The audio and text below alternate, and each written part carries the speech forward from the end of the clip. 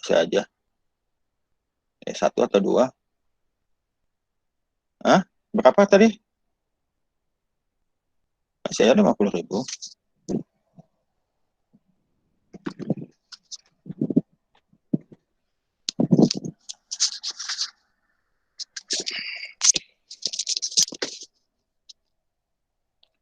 Ya. Nah, jadi ini QL dibagi kerja yang kita berikan. Artinya apa? Berapa banyak energi yang kita ambil dari ruangan dibagi berapa banyak input kerja yang kita butuhkan untuk memompanya. Ya. Nah, kerja neto ini adalah QH dikurangi QL. Ya. Sehingga COP refrigerator QL dibagi QH bagi QL 1 per QH QL kurang 1. Ya. Nah, bisakah nilai COPR lebih besar dari 1? Bisa. Ya, karena ini yang di bawah ini ya, ini akan lebih kecil dari 1. Ya, sehingga nilainya bisa lebih besar dari 1. Sebaliknya, pada heat pump, jadi ini di rumah-rumah di daerah-daerah yang 4 musim, kalau musim dingin, yang dimanfaatkan yang ini. Bukan yang ini. Panas yang diinginkan, kan? Jadi, desired outputnya apa? Desired outputnya adalah QH. Inputnya tetap QIN. Sehingga COP HP heat pump, desired output QH, dibagi required input QNet, ya, kita dapatkan COPHP itu COPR refrigerator tambah 1. Jadi COP heat pump pasti lebih besar 1 dibanding COP refrigerator. Jadi kalau kita lihat sini, ya, ini kan yang dimanfaatkan ke sana. Ini juga yang dimanfaatkan kalau refrigerator. Bisa tidak dibolak-balik? Yang dimanfaatkan ini, kalau musim panas ini yang dimanfaatkan. Musim dingin dia dimanfaatkan. Bisa. Ya, tinggal mengaturnya saja. Kalau musim panas, ini dibuang keluar. Kalau musim dingin, ini yang dibuang keluar. Ini dimanfaatkan. Ya. Jadi di negara-negara yang 4 musim gitu, AC-nya, AC yang dijual kalau kita beli, itu setelannya 2. Ya. Setelannya, lupa saya kemarin waktu di sana, ya waktu saya di Jepang, tombol remote-nya itu mestinya bisa foto. Ya. Sayangnya berbahasa Jepang. Jadi di foto kelihatan. Ya. Ini panas, kalau waktu itu kan saya sudah bulan Oktober, November sudah dingin ya. Jadi kalau sudah kedinginan, saya pencet itunya, tombol untuk panas. Jadi yang keluar dari AC-nya udara panas, bukan udara dingin. Pada waktu saya datang, akhir September, awal minggu kedua September, ya, masih panas. Jadi AC-nya yang saya hidupkan. Dinginnya yang saya manfaatkan yang ini. Ya. Nah, jadi bisa ya. Jadi seperti ini ya, seperti ini, ada karikatur ini, si istrinya bertanya, Pak katanya, apakah kamu memasang AC keluar? Kok AC-nya keluar, Pak Tidak, kata si bapaknya. Saya memanaskan ruangan. Ya, yang dipanaskan adalah ruangan. Jadi bila satu AC diinstal atau dipasang terbalik, AC berfungsi sebagai heat pump. Ya, kalau kita punya AC di rumah, outdoor unitnya kalau di kita di negara-negara tropis, outdoor unitnya sengaja di luar. Sama outdoor unit ada di luar. Cuma tinggal memanfaatkan yang mana, ya. Sebagian heat pump sekarang punya nilai COP rata-rata 2 ke 3. Sebagian besar heat pump yang ada saat ini menggunakan udara dingin luar sebagai sumber panas di musim dingin, ya, untuk menjadi sumber panas pada musim dingin. Dalam cuaca dingin, efisiensinya turun secara signifikan bila suhu berada di bawah titik beku. Ya, kalau untuk daerah-daerah yang beku gitu, biasanya bukannya ini, tapi kita manfaatkan geothermal, panas bumi. Ya, jadi ditanam ke dalam tanah. Ya, tanah itu di bawah tanah berapa meter di bawah tanah, 2 meter di bawah tanah, itu tidak terjangkau lagi oleh suhu di atas. Kalau di atasnya es merupakan tanah es, tapi di bawah masih di bawah di atas titik nol. Jadi bisa panas tanah itu bisa kita manfaatkan untuk kita padatkan, kita manfaatkan untuk menjadi pemanas ke rumah kita. Ya, nah heat pump yang menggunakan geothermal ini itu lebih mahal untuk diinstal karena mesti gali tanah, ya, buat fondasi lagi di tanah dan seterusnya. Ya, nah air conditioner pada dasarnya adalah refrigerator juga. Yang ruang refrigerasinya adalah ruang dari bangunan itu. Ya, kalau kulkas itu ruang penyimpanan makanan yang menjadi ruang pendinginannya. Nah, COP suatu refrigerator turun dengan turunnya suhu refrigerasi. Semakin rendah suhu refrigerator, semakin rendah COP. Karenanya adalah tidak ekonomis untuk merefrigerasi ke suhu rendah dari yang dibutuhkan. Dan ada satu lagi yang kita sebut dengan energi efficiency rating. Ini adalah jumlah panas yang dipindahkan dari ruang dingin dalam BTU untuk 1 watt hour listrik yang dikonsumsi. Jadi jumlah panas dipindahkan dari ruang dingin dan untuk jumlah watt hour listrik yang dikonsumsi. Biasanya energi efisiensi rating ini ER itu adalah 3,412 kali COPR. Ya. Nah, ini ada contoh lagi. Suatu ruang penyimpanan di refrigerator atau kulkas dalam gambar 623 dipertahankan suhunya 4 derajat Celcius dengan membuang panas sebesar 360 kJ per menit. Jika disyaratkan input daya ke refrigerator itu adalah 2 kW. Besar nih ya. Tentukanlah COP dari refrigerator itu dan 2 laju panas dibuang ke lingkungan yang tempat di mana refrigerator itu ditempatkan.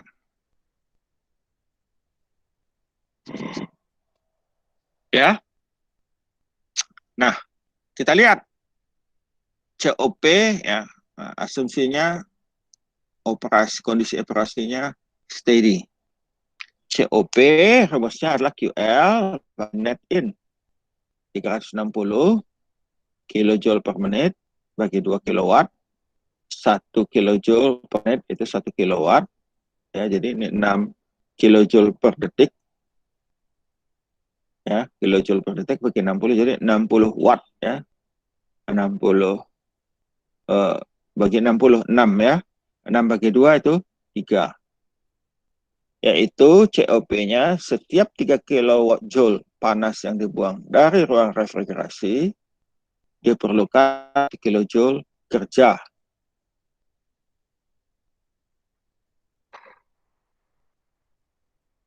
Nah, laju panas yang dibuang ke ruangan yang tempat refrigerator ditempatkan, QH adalah QL tambah WNet. 360 ya, tambah 2 kilowatt kali 60 kilojoule per menit per kilowatt dapat 480 kilojoule.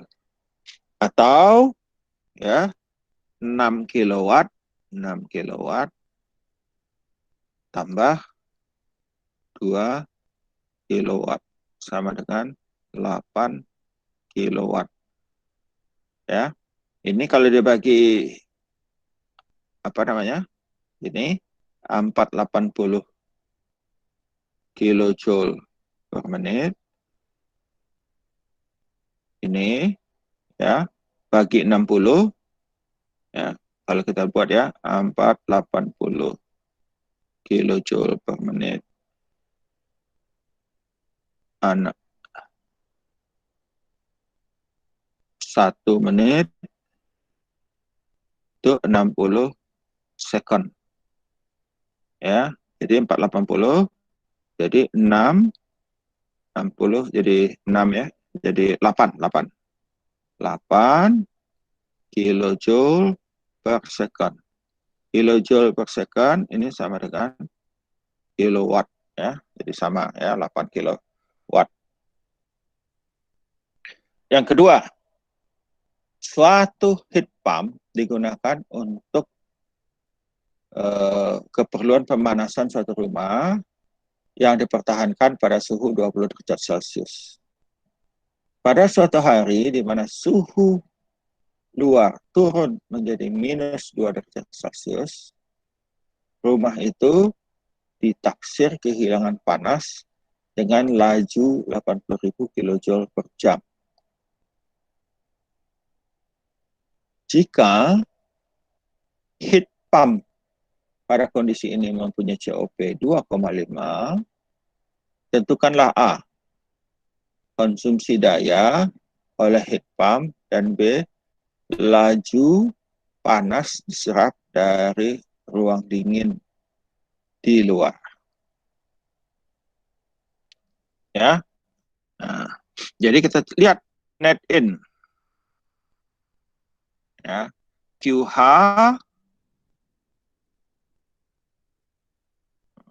ya, QH bagi COP atau COP QH per PH. QH-nya adalah 80.000. Jadi rumus COP heat pump adalah QH, Q pump tinggi bagi W net in. Sehingga kalau untuk cari W, kita pakai ini ya, COP, QH bagi COP. QH-nya sudah diketahui tadi, 80.000 kilojoule per jam. COP-nya 2,5. Maka kita dapatkan 32.000 kilojoule per jam. Kalau mau jadi kilowatt, 32.000 kilojoule per jam kali jam bagi 3.600 second. Ya,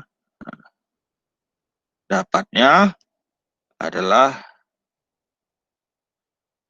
32.000, kalkulator,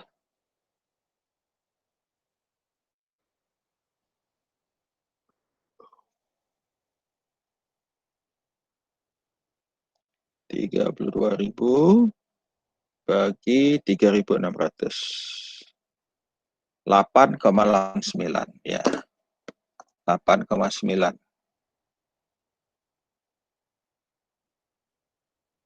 ya, kilowatt ya.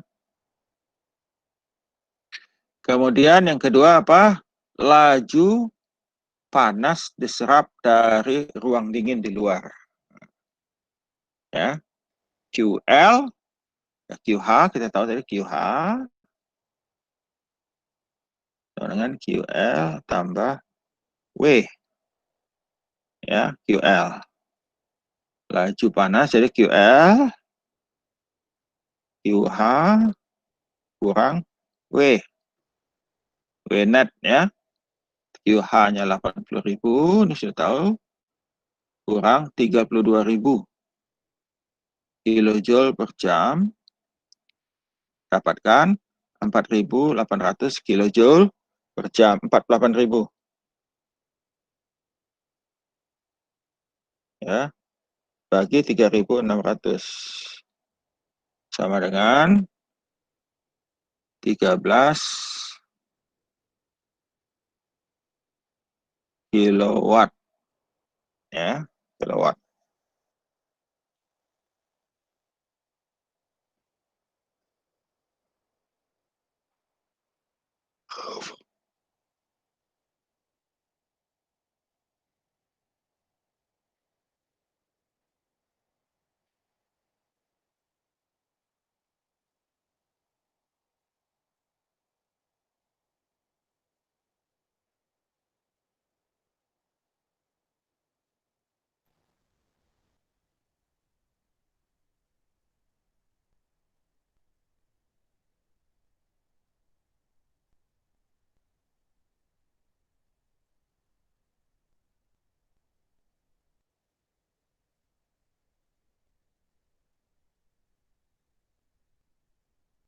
Ya, cocok ya. Nah, hukum kedua termodinamika. Pernyataan Clausius adalah tidak mungkin membuat alat yang beroperasi dalam satu siklus dan tidak menghasilkan pengaruh apa-apa selain daripada perpindahan panas dari suhu rendah ke suhu tinggi.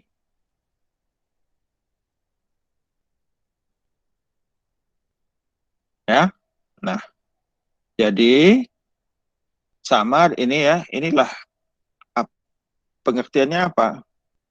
Adalah tidak mungkin memompa ini ke atas, dari suhu rendah ke atas tanpa adanya kerja. W net in ini tidak mungkin. Ya.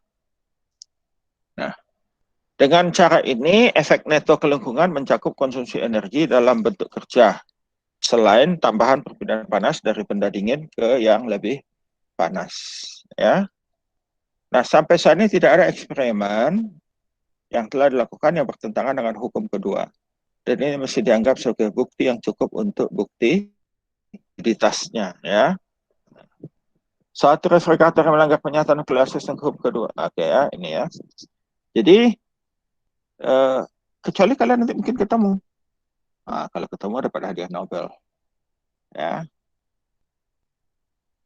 Nah, ekivalensi atau kesetaraan antara dua pernyataan.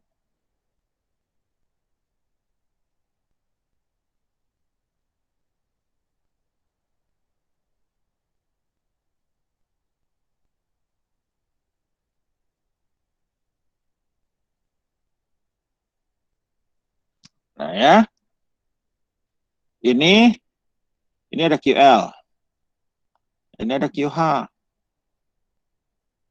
W ya, ada W. W itu sama dengan QH katanya ya. Jadi QL tambah QH, kita dapatkan QH plus QL. Ya, kemudian ada TH dikeluarkan, diambil QH-nya saja. QH saja melewati heat engine 100% masuk lagi ke sini. Ini juga tidak mungkin. Ya.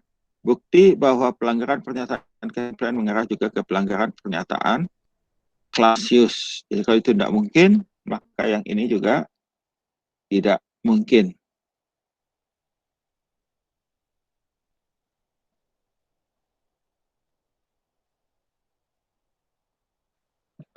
Ya, mesin mesin gerak perpetual, ya, mesin gerak sembarangan.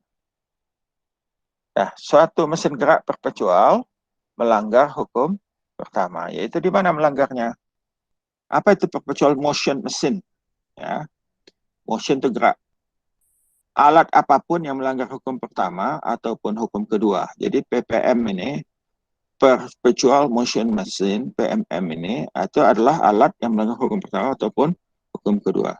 Suatu alat yang melanggar hukum pertama dengan menciptakan energi disebut PMM 1. Alat yang melanggar hukum kedua disebut PMM 2. Terlepas dari banyaknya usaha yang dilakukan, belum pernah ditemukan PMM yang berhasil. Jika sesuatu terdengar terlampau bagus untuk benar, mungkin itu adalah palsu. Ya.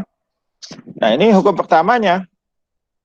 Hukum pertama, ada energi yang diciptakan. Maksudnya gimana? Ini ada turbin. Turbin ini ada boiler kan? Boiler ini dipanaskan oleh listrik. Listrik itu memanaskan boiler, boiler memanaskan uap, uap itu memutar turbin. Turbin ke kondensor, ada panas dibuang, kembali lagi ke pompa, dipompa masuk. Nah, turbin berputar, memutar generator.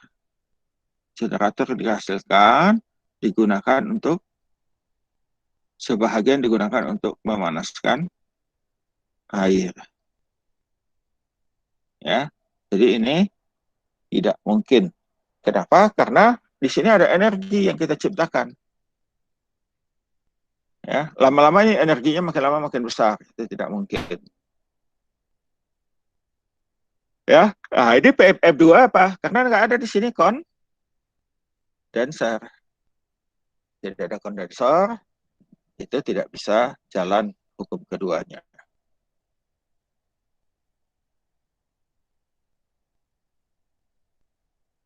Ya, itu PMM ya, Perpetual Motion Machine. Nah, ada proses reversible dan irreversible. Proses reversible yaitu proses yang dapat dibalik tanpa meninggalkan jejak ke lingkungan. Proses irreversible yaitu suatu proses yang tidak reversible. Semua proses yang terjadi di alam adalah irreversible. Ya, tentu ada pertanyaan. Kenapa kita tertarik dengan proses reversible? Pertama apa? Karena dengan proses reversible mudah kita menganalisis. Dan dua, berfungsi sebagai model ideal atau theoretical limit sebagai pembanding untuk proses yang sebenarnya. Beberapa proses lebih irreversible dari lainnya.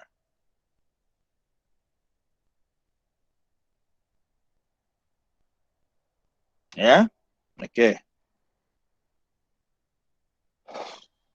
Faktor-faktor yang mengakibatkan suatu proses itu irreversible disebut irreversibilitas. Ya, faktor yang mengakibatkan suatu proses menjadi irreversible disebut irreversibilitas.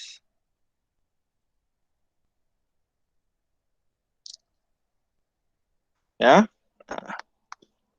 hal ini mencakup gesekan, ya, ekspansi yang tak terkendali, mencampur dua fluida, ya, pindah panas melintasi batas suhu yang tetap, ya, tahanan listrik, deformasi padatan inelastik, dan reaksi kimia. Nah, adanya pengaruh dari hal-hal tersebut di atas dapat mengakibatkan suatu proses irreversible. Irreversibilitas satu, yang A ya, pindah panas melalui beda suhu adalah irreversibilitas. Ya, udara luar lebih dingin ke kaleng yang lebih panas itu tidak bisa terjadi, atau kalau mau ingin dibuktikan relatif lebih sulit. Proses sebaliknya adalah tidak mungkin.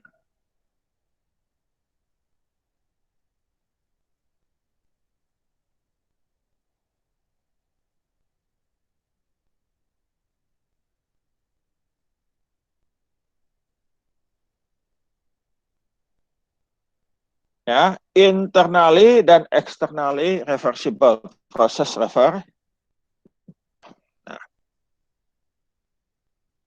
oh, ini masih bahasa Inggris ya, lupa saya terjemahkan.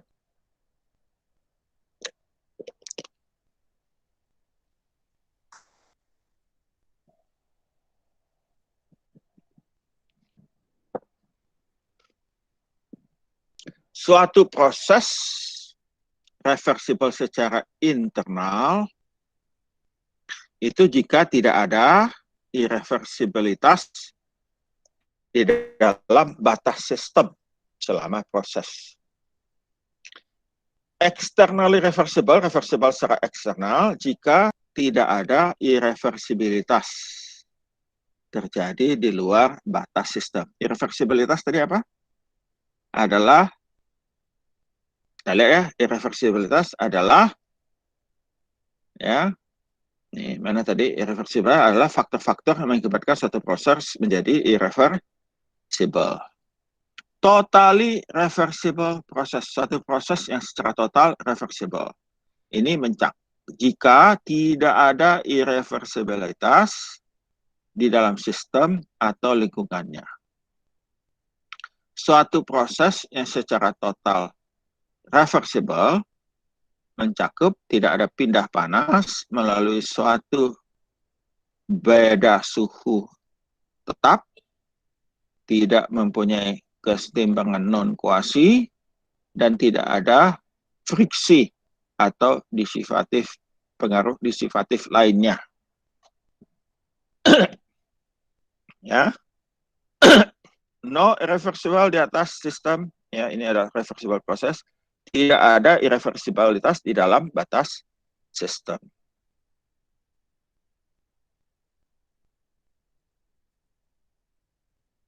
Ya ini ya, totally reversible. Jadi semua yang kita bicarakan di hukum pertama, semuanya reversible. Ini internal reversible.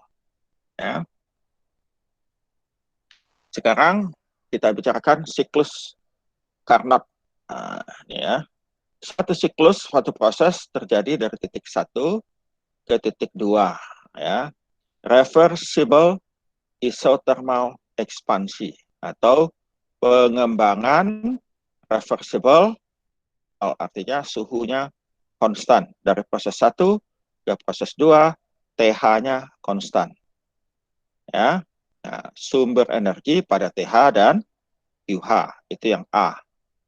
Yang B, ini adalah suatu proses pengembangan irreversible adiabatik, artinya tidak ada pindah panas, ya. Tidak ada pindah panas. Kalau yang A tadi masih ada pindah panas. Kalau yang B, adiabatik, tidak ada pindah panas. Proses 2 ke proses 3, suhunya turun dari TH ke TL. Ya, kalau 1 tadi dari 1 ada TH, ada TL. Yang ketiga, ya, reversible isothermal compression atau kompresi, ya, pemampatan reversible isothermal, ya, suatu pemampatan irreversible, suhunya konstan. Nah, ya. Tapi pindah panas bisa, supaya konstan maka panas mesti keluar. Ya, yang D, reversible adiabatic compression. Ya, pemampatan, dipampatkan, dipadatkan.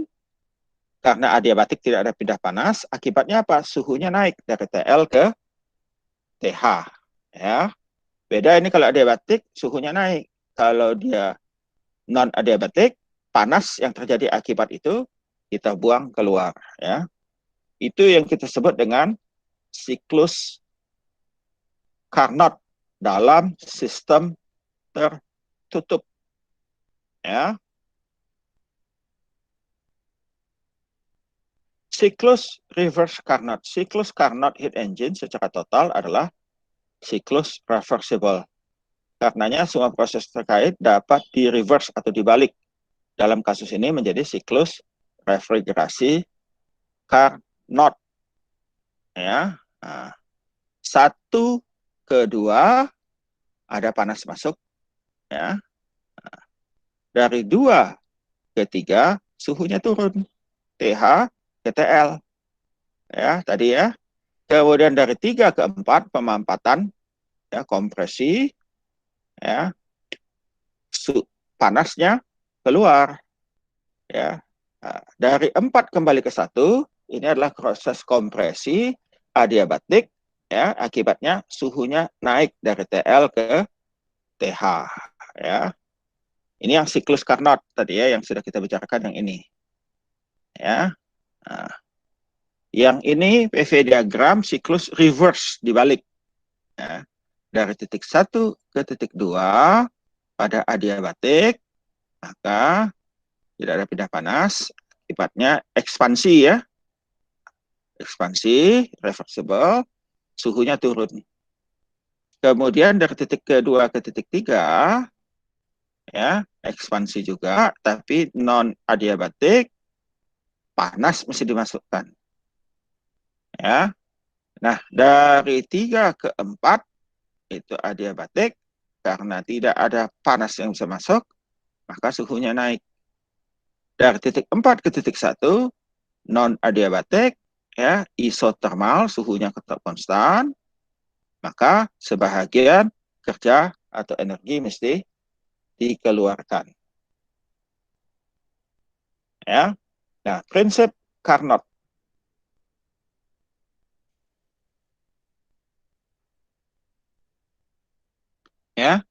Nah, yang di tengah reversible HE ya, heat exchanger reversible. Yang nomor 3 reversible heat exchanger. Artinya efisiensi 2 sama dengan efisiensi 3. Ya. Nah, dari yang nomor 1 adalah irreversible heat exchanger. Efisiensi termalnya pasti lebih kecil dari efisiensi termal proses yang reversible. Ya, ini prinsip Carnot. Buktinya apa? Nah, buktinya ini. Suatu heat engine reversible dan reversible beroperasi di antara dua suhu yang sama, suhu reservoir yang sama. Reversible heat engine is then reversed to run as a refrigerator. Ya, dan ini ternyata tidak bisa.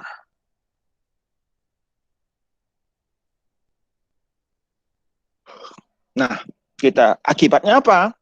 Efisiensi suatu irreversible heat engine selalu lebih kecil dari efisiensi suatu reversible heat engine yang beroperasi di antara dua reservoir yang sama, yang ini. Ini nomor 1. Efisiensi semua reversible heat engine yang beroperasi di antara dua. Efisiensi semua reversible heat engine yang beroperasi di antara dua reservoir yang sama, itu adalah sama. Reservoir di antara dua reservoir yang sama adalah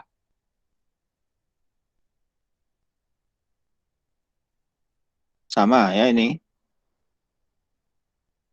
Ini sama. Dua reservoir yang sama. Maka efisiensinya juga mesti sama.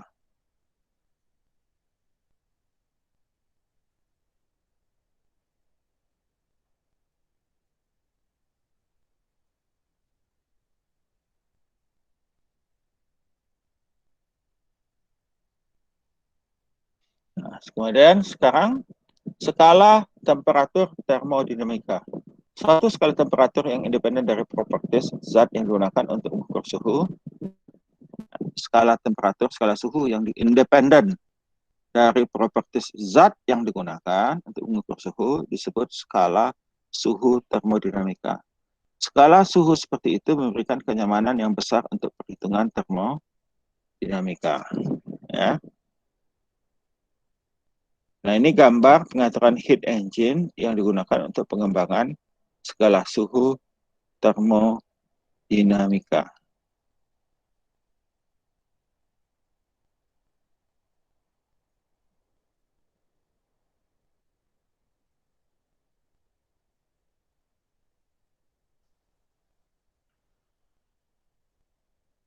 Ya. Nah, kalau dia reversible, Q2, Q3 itu sama saja dengan Q1, Q3 ini. Ini sama-sama reversible, ya.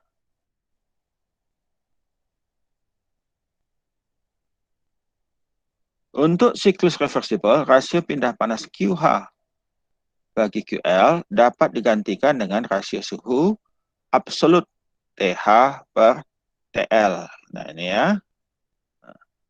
Suatu setup konsep eksperimen untuk menentukan suhu termodinamika pada skala Kelvin dengan mengukur pindah panas QH dan QL.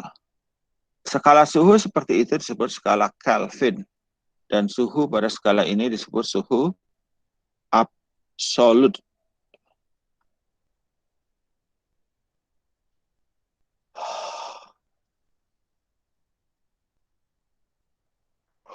Heat engine Carnot. Heat engine Carnot adalah heat engine yang paling efisien yang beroperasi di antara reservoir suhu tinggi dan rendah yang sama.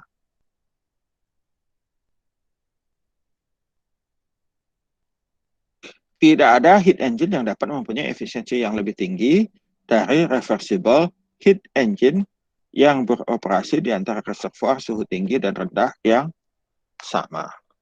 Maksudnya apa, Pak? Maksudnya tidak ada, itu adalah kapasitas teoritis. kapasitas teoritis dari mesin kita.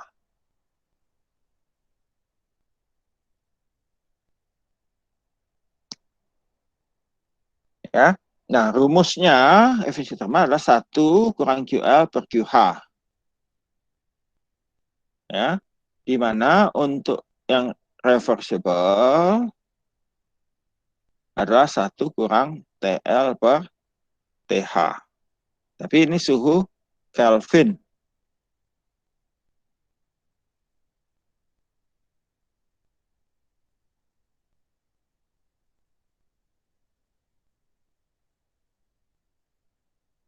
Contoh, ya, suatu engine Carnot, heat engine Carnot yang diperlihatkan pada gambar 647 menerima panas sebesar 500 kJ per siklus dari suhu tinggi, sumber suhu tinggi 652 derajat Celcius, dan membuang panasnya ke suhu rendah sink 30 derajat Celcius. Tentukan thermal efisiensi dari mesin Carnot ini dan jumlah panas yang dibuang ke sink per siklus.